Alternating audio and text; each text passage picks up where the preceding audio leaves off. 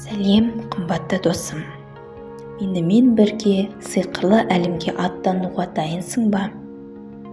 Мен бүгін сіздерге Лейла есімді кішкентай мүйіз жануардың оқиғасын айтып беретін боламын. Дүние әлі ғажайыптарға толы. Аспан жұлдыздарға шашыраңқы болған кезде адам аяғы баспаған тұманды орманды сиқырлы елдердің тыныштығын күзететін ерекше жаратылыстар, жалғыз мүйізділер өмір сүрді.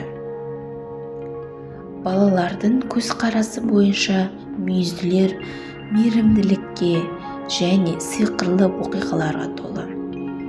Міне, осындай ертегінің бір мысалы. Әрқашан көктем болатын сиқырлы орманда Лейла есімді кішкентай бір мүйіз жануар өмір сүрді. Оның жалы күн сәулесіндей жеңіл, мүйізі ашық аспан сияқты ашық, көкшіл.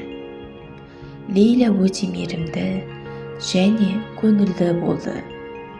Ол үнемі мұқтаж адамдарға көмектескенді ұнататын. Бір күні Лейла орманда қуаныш жоғала бастаған байқайды. Гүлдер ашық түстерін жоғалтып, құстар ән салмайтын болды. Лейла не болғанын білу үшін шешім қабылдайды.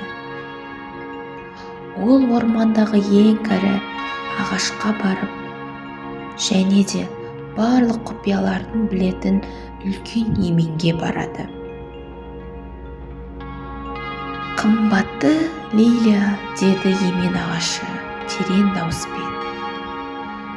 Тұрғындар ғажайыптарға сенуді тоқтатқандықтан орман қуанышын жоғалтты.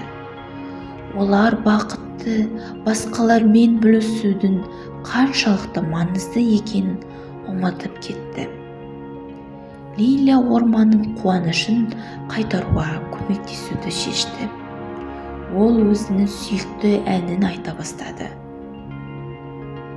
Содан кейін барлық жануарлар мен өсімдіктерді қосылуға шақырды.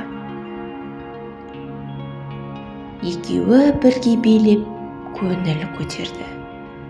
Лейла бәріне кішкентай күлімсіреу мен жылы сөздің өзі бақыт әкелетінін айтты. Бірте-бірте орман қайтадан гүлге толды. Құстар оралып, қайтадан ән шақырды. Барлық жануарлар мен өсімдіктер бақытты болды.